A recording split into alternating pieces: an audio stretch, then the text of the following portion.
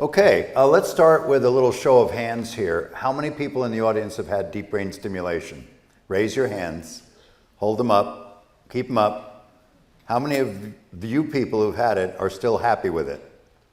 Good, okay, so you're happy you had it. It's far too few who have raised their hands, okay? Dr.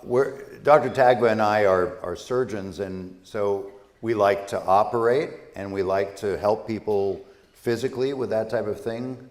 And deep brain stimulation, when it was invented, as Solina mentioned, it was invented a long time ago, but it got FDA approval in 1997. And in 1997, we were the first at Hoag to actually implant the first patient in Southern California. So believe it or not, we at Hoag have a good 26 years of deep brain stimulation experience. And you were asked, how many have we done? We've done close to 900 patients at Hoag. So, and if you multiply that by, bilateral, electrode on each side, we've done close to about 1,600 electrodes at Hoag over those years. So we're one of the more prolific programs in America, which is a feather in our cap. That is actually because of the support of Hoag Hospital. Hoag was very excited to have that come into the hospital back then. Janet Chance was our big movement disorder neurologist at that time, and there was only one.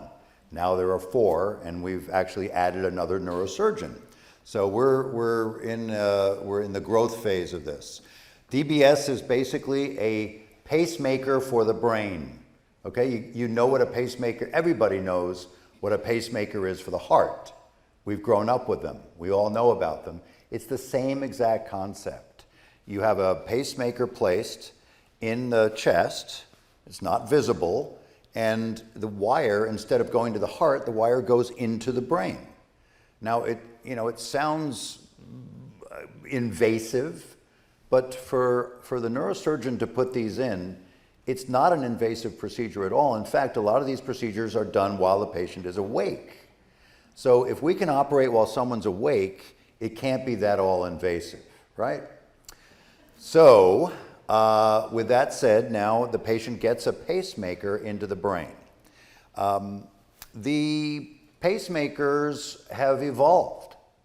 And as I mentioned, it was FDA approved in 1997.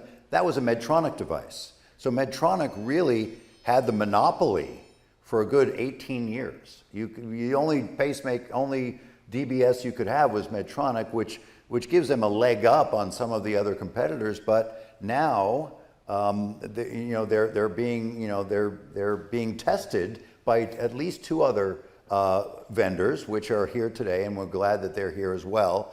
Boston Scientific and Abbott, and each of these boasts something that is unique to their own style. So we don't really pick that. Dr. Taghva and I leave the decision in the hands of the neurologists as to what might be the best for their patient. We're kind of like Switzerland. We can implant any device. We don't need special training to implant one or the other. Okay, so those are your three options. Solina had this slide. We must have been on the internet this morning at the same time. And this slide shows the variety of what the electrodes themselves look like. This is the portion that's in your brain, okay? Now, they're obviously not this large. I'm going to give you an idea as to how big they are. But over the years, they've evolved, and every vendor says that their leads are better because they're steerable, they're directional, that type of thing. And that does come into play. It's very important. You try to get these electrodes into the perfect spot during your surgery, but sometimes they're close to an area that might operate your speech. And maybe it makes you speak a little garbled like this, but your tremor has completely stopped. But if you steer the stimulation with some of these new generation electrodes, maybe you could steer it away from that speech area and just give more stimulation to the tremor area.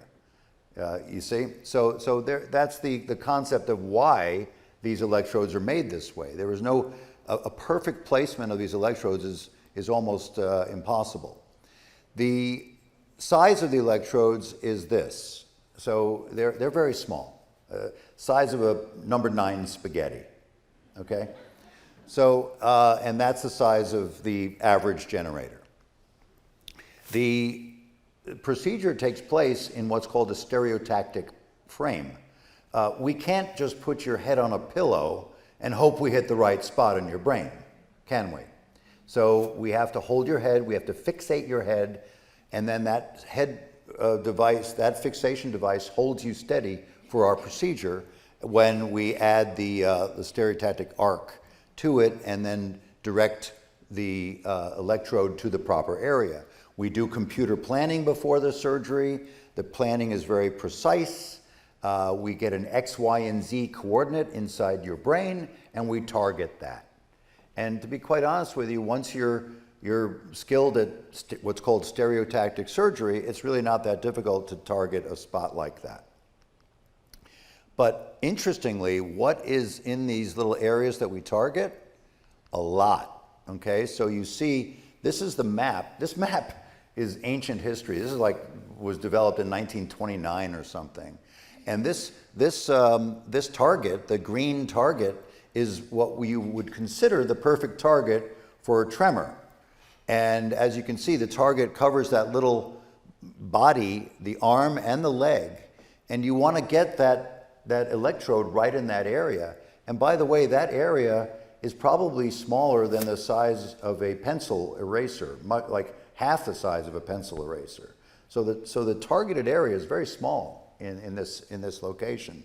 But you could tell that if you had does this work here? Yeah, it's barely seeable. If you had this target a little bit too close to the face, you might get some tingling on the face, or you might get some tingling in the arm that is just not acceptable. So you can find that out at surgery if you do the patient awake.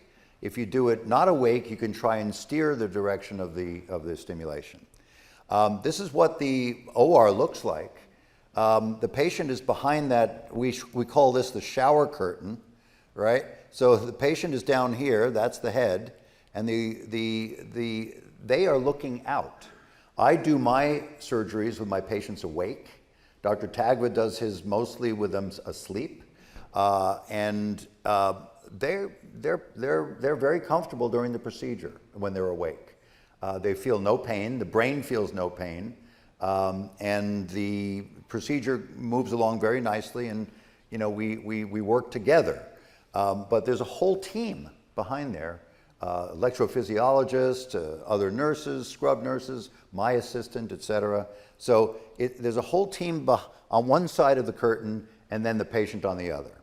We do what's called microelectrode recording during the surgeries, and there are fingerprint patterns as we bring the electrode down through the brain. There are fingerprint patterns that you can actually tell which nucleus you're in and when you're out of that nucleus, when you've entered it and when you've left it. We do intraoperative testing when the patient's awake. You can actually have them shaking for you during surgery, and we're not going to show any videos of that right now. But basically, in surgery, you can have the patient hold a cup, draw a circle while they're awake, and they can actually, demonstrate their tremor, and then you can stimulate them in surgery, and the tremor stops without any side effects, and you're in the right spot. This is the little device that grips the electrode at the skull. All three of these manufacturers have different gripping devices. And so that is what holds it on your head.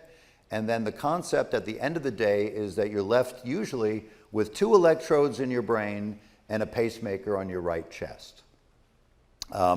We go to the right chest because maybe you need it for heart one day. Maybe you need a cardiac pacemaker. You could be the $6 million person. But anyway, that is what the ultimate appearance is. And of course, you do get a control that you can turn it on and off. Solina was partially correct in that, yes, you can alter your stimulation, but it's only what she programs for you. You can't increase the voltage ad lib, believe me. And finally, the choice of doing deep brain stimulation is, as Solina mentioned, absolutely imperative that it goes through a governing body at the hospital.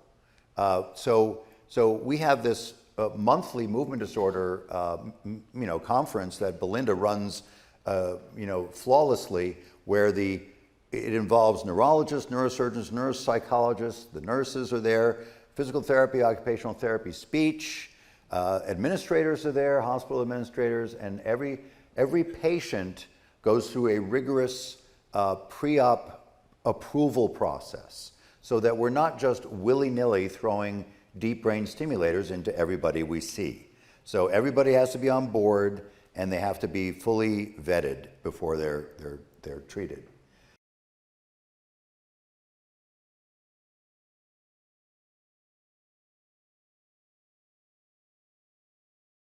All right, good afternoon. Thanks, Chris. That was a great introduction. I don't have too much to add to that, and I know it's getting towards the end of the day, so I'll spare you a lot of review here. What I want to talk about a little bit is kind of what I guess my role in the DBS program at Hoag is, which is bringing the option of a sleep DBS, which Chris alluded to. So this is about me. That's a big picture, sorry. Belinda already introduced me, but again, so I did my medical school at Johns Hopkins, did residency in neurosurgery, did specialized fellowship training in movement disorder surgery, DBS, and again, something that I specialize in is a sleep DBS. You guys have already seen this, but again, I think it's worth repeating. So what DBS is, again, it's just like Chris said, it's a pacemaker for the brain. And it's a safe, effective therapy, again, FDA approved in 1997. Tens of thousands of people worldwide have had this done. What's really important, I'd like to mention this, because there are a lot of other things that you'll hear about for the treatment of diseases like Parkinson's or tremor, things out there like focused ultrasound and whatnot. What makes DBS kind of special, and the reason why Chris and I prefer it to the other therapies out there, is that DBS is reversible, meaning that once you have some of these other procedures done where basically what they do is burn an area of the brain to control symptoms of Parkinson's disease, once you're kind of stuck with that, whether you have a side effect, whether you don't like the results, that's kind of what you're stuck with. There's no ability to program it, there's no ability to change it, there's no ability to move the wires. There's just none of that programmability, which is what made DBS so special.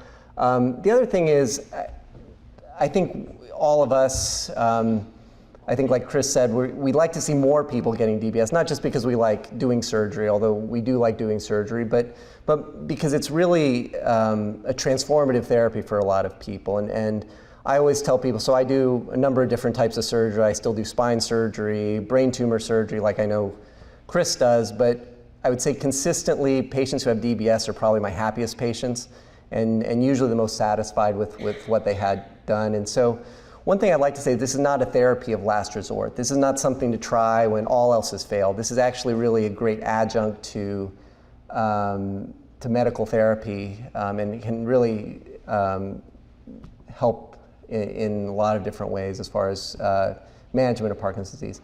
And then briefly, I just want to talk about this can be done awake or asleep. Who's eligible for DBS therapy? And I know Dr. Schaefer covered this, but usually it's patients who've had Parkinson's for at least 4 years, have had movement symptoms, or medication side effects for at least 4 months. One thing that's important is we do like to see people who have responded to medications in the past. So if you've never responded to medications, it's unlikely that DBS is going to help you, with the exception of tremor. So patients who have tremor that hasn't responded to medications, DBS can still help those patients. Briefly, awake versus sleep DBS. Awake DBS, as Chris does it, it's the gold standard. It's been done for over 30 years, and most of the data on DBS is with this method. And when I did my training, my fellowship training, this is what we did, awake DBS. What's important about awake DBS is you can confirm in surgery with someone awake, does this device work? And so, like Chris said, you test the patients, you test their tremor, you test if they have side effects. Some of the downsides, patients do have to stop medications during a day of surgery. And then the other thing is, this is, as Dr. Duma said, performed under twilight sedation, kind of like if you were to get a colonoscopy. So we wake patients up. Patients are generally comfortable. Sleep DBS is a newer technique. What's made it possible is two things, really. One is that we have the ability to do imaging in surgery to see if the wires are in the correct place. And number two, we have these directional leads, which we keep alluding to. But what that really means is these targets that we're trying to target with DBS are really about the size of a pea. And if you're a little bit off, half a millimeter, it can substantially affect whether or not you get side effects. And that goes for awake or sleep DBS. But what these directional leads allow us to do is to steer the current towards parts of the brain that improve your symptoms and away from areas that cause side effects. Sleep DBS is performed under general anesthesia, and patients take medications day of surgery in my practice. The data for sleep DBS, we're starting to get more data, but basically this is a big study out of a big center in Arizona, and they looked at it and they said there was no significant difference in clinical outcome between awake and asleep. As far as other things just to plug DBS in general, I echo Dr. Schaefer's sentiment that really DBS is undergoing a real revolution, and DBS is better than it's ever been. And even in the time that I've been in practice over the last decade, things have really improved dramatically. And the things that we have now are imaging protocols to directly visualize the places we're putting the wires. And so before surgery, Dr. Duma, myself, we always get a specialized MRI, and that really allows us to fine-tune where exactly we're going to place the electrodes. We have intraoperative imaging to verify that the wires are in the right place. We have things like directional leads, which we talked about, remote programming. So that's programming where you don't actually have to even be in the doctor's office to get your DBS adjusted. It's something you can do over something like a Zoom meeting. And we have brain sensing leads, which basically can detect signals in the brain which signal that your symptoms are getting worse, and then the doctor at this point can adjust the therapy to accommodate for that. Hopefully in the future we'll have the ability that happens automatically. That's not available yet.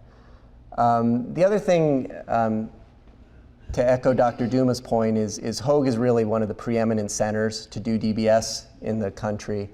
And that's because we have kind of the whole team, which you've met, which is all of the neuropsychologists, speech therapists, physical therapists, nurse navigators, 4 movement disorder neurologists, 2 neurosurgeons that do DBS. Plus, there's a significant financial investment in that we have basically all the toys that make DBS safer and more effective. So all this stuff that I'm showing here is actually present in our operating room at Hoag. And I think Dr. Duma showed a similar picture of this, but basically we can see directly now in surgery, are we putting the wires in the right place? Remote programming, so on the app on the phone you can connect with your doctor, so you can have your programming adjusted, not even while you're not in the office. The other thing is we have image-guided programming where the neurologist, so Dr. Schaefer, her team, can actually see on their screen where exactly the wire is relative to the areas of the brain we want to stimulate. And this makes programming more effective, quicker, and it allows us to establish where's the most optimal place to deliver stimulation. And then finally, this is the brain sense, where on the electrode we put in the brain, not only can we deliver therapy through electricity, but we can also sense signals from the brain which tell us how bad are your Parkinson's symptoms and make adjustments based on that. So that's all I have, but in summary, DBS is better than it's ever been. And asleep and awake DBS are both great options for improving symptoms. So with that, I'll pass it on to Dr. Teryzn.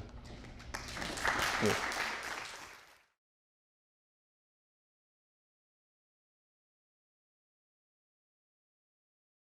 I'm just going to talk today about what the relationship is between Parkinson's disease and cognitive changes.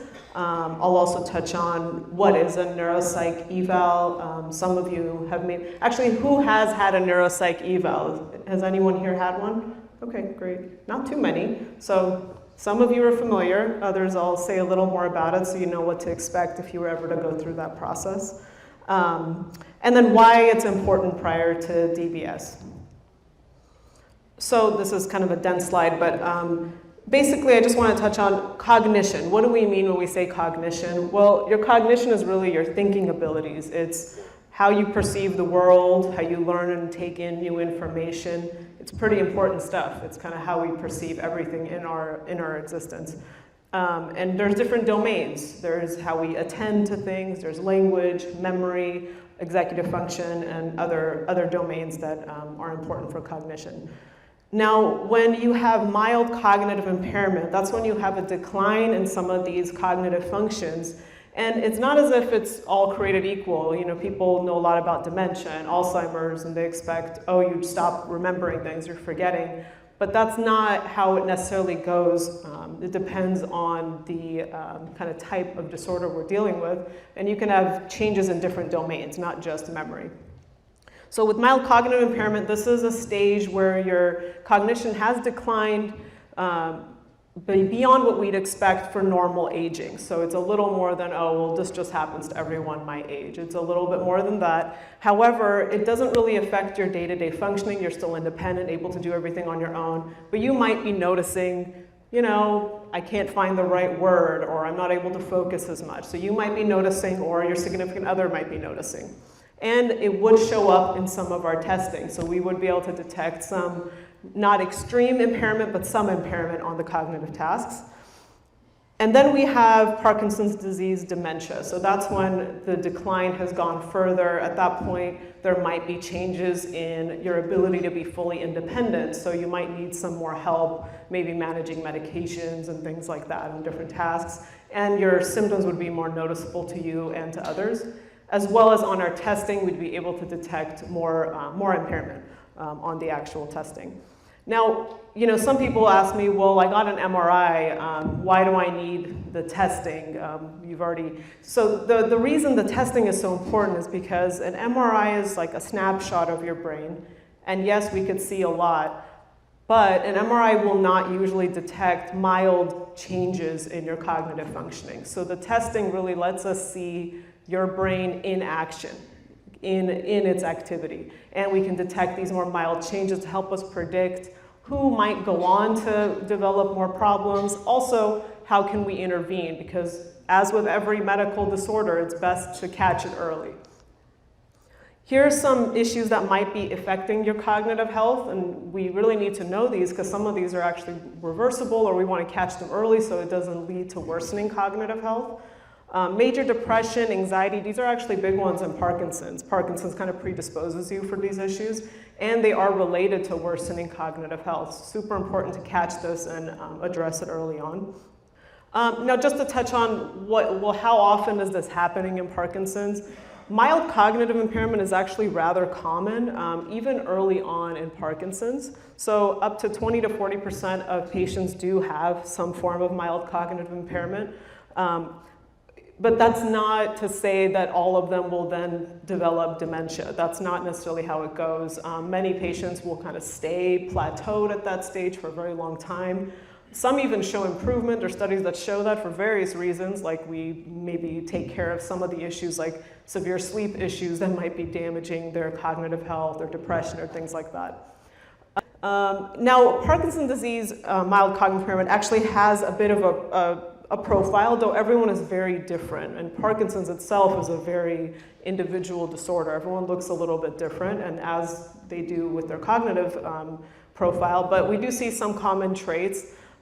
In my experience, the big things I see with people with mild cognitive impairment with Parkinson's is changes in their processing speed and efficiency, as well as changes in attention. Now, people come in and they say, well, I can't remember, or I'm forgetting a lot. But when we do the testing, sometimes what we discover is that really it's their attention and the slowness of their thinking that's causing the manifestation of these memory issues, where when we test their memory, they actually do okay, which is common in mild cognitive impairment.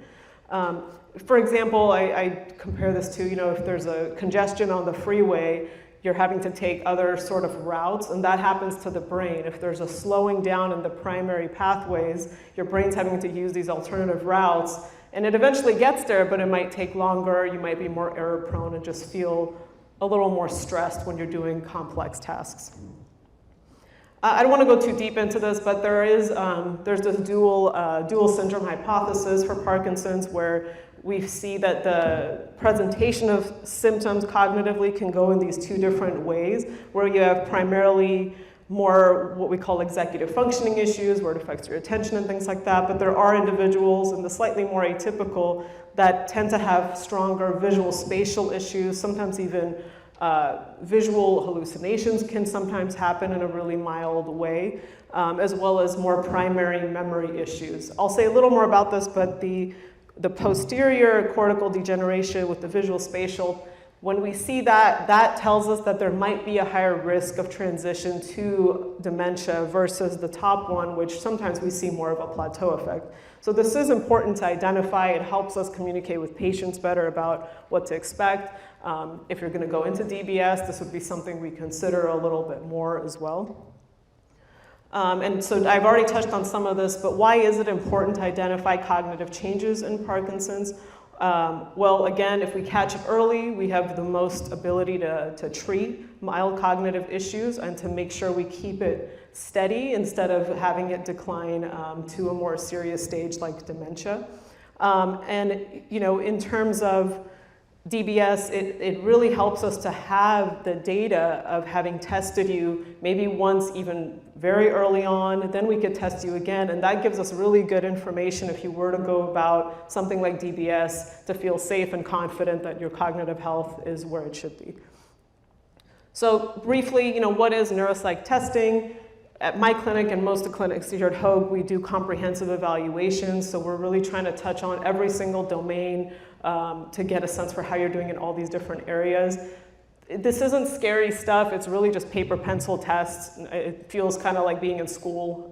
Some people enjoy it, some people don't. There are some computerized tests, but mostly you'll be sitting with your provider just having these kind of conversations and game-like situations. Now, people ask me, well, how do you know this isn't just aging? Well, these tests are built. We've tested many, many people in your age range, and what we do is we compare you to those people, so we have norms. So that's how we know, okay, this is a little more than we expect for your age, or this is normal aging and it's not an issue. It's very important that your clinician is sensitive and well-trained, obviously, because with Parkinson's, fatigue is a major issue, anxiety could be a major issue, and if we're not paying attention to that, our scores might be measuring just anxiety and low motivation or fatigue. So we have to be very careful how we interpret the data. So that's where your clinician does matter quite a bit in how they're interpreting. So this is just a list of all the different areas we would assess. At the bottom, you see psychiatric symptoms. So we do also do some psychological testing as well, just to make sure people are psychologically coping at a normal level, because that also affects cognitive health. So typically it's a 3 to 4 hour appointment. The first hour or so is a clinical interview with yourself and the provider and one family member. We usually want someone there that knows you well to speak to your symptoms as well. And the remainder of time is one-to-one. I will say there are clinics out there that do much longer assessments. I try to keep them as short as possible. We don't want to torture people. I've heard of like 6-hour assessments or 7 hours, so it is out there. So these are some little examples, really basic. I mean, we would have you draw a clock or do kind of a puzzle or name, quickly name words or colors. So that helps us assess different domains of functioning. So this is just to give you an idea of the types of things you might see. I already kind of touched on this. I won't go too deep into it, but risk factors for cognitive decline to keep in mind. I always say whatever is good for your heart is good for your brain. So all the big ones like don't drink a lot, or exposure to pesticides. Diet is super important. Managing other chronic issues is extremely important to reducing your conversion to mild, to more of a serious cognitive decline. Protective factors: exercise, diet, social connection. It's not just simple. You get that gets thrown around a lot, but it's not just socializing. It's having strong social connections, being active in your community. These are really the protective factors, and staying cognitively focused and sharp. So sometimes when you come to a neuropsychologist, other than the testing, we might also do some treatment with you if it's appropriate, like cognitive training or cognitive rehabilitation, to help with some of that. This is just an example of what we call an internal cognitive strategy we might teach. It's called LEAP. Because a lot of people with Parkinson's have a decline in their attention, which leads to symptoms of memory, we like to teach these steps. So this is just really about listening actively, trying to eliminate distractions, asking for clarification and paraphrasing. So the example I have is if your wife is telling you something, stop doing everything else, make eye contact, listen, ask questions if you're unclear, and then rephrase what you've just heard. That will help with your memory. So you're not doing the, wait, what did you tell me? Or where are we going later? It will help you stay cognitively sharp as well. Okay, and then quickly, why do we do this? Before, other people have alluded to this. We have this whole panel. We have a group of providers that meet every month. We go over everything about each patient that's being considered for DBS, and neuropsych is one of the components of that. Now, it's not as if you have mild cognitive impairment, we're going to say you shouldn't move forward. It's a much more complicated discussion, and that does not disqualify you. Now, if you have more significant cognitive impairment, we're going to have a deeper discussion about that. And that's because there are studies that indicate if you already have cognitive impairment and you do something like this, your chances of having further decline increase. The studies are a bit mixed. There's studies that show 5 years after DBS, some individuals with cognitive impairment did convert to dementia, but it's a little complex. They may have converted anyway, regardless of the DBS. So there's still a lot of studies that need to be done in this area. But just like we've all been alluding to, DBS is very successful when you choose the right candidate. So we're very careful about that, and this is just another very important step in that process. So there are no surprises after surgery. Just briefly, so these are reasons that I would look at for someone to make sure they're a good candidate. So cognitively, if there's any major psychiatric issues, that would be something we would reconsider. And then a big one also is we do assess a patient's goals and expectations. Again, we don't want any surprises. So as long as everyone's on the exact same page, usually you have better outcomes after surgery. And then we assess if you have social and family support. And that's it. Thank you so much.